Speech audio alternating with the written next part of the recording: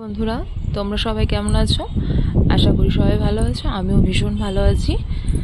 আজকে ভিডিওটা বিকালবেলা থেকে স্টার্ট করলাম। এখন বাজে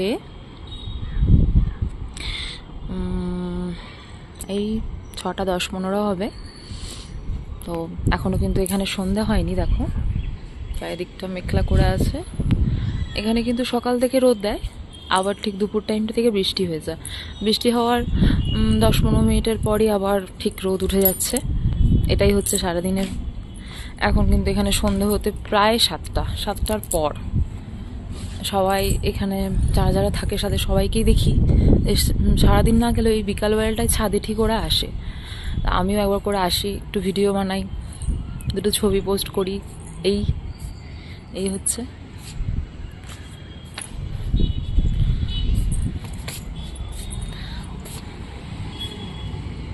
নিচটা।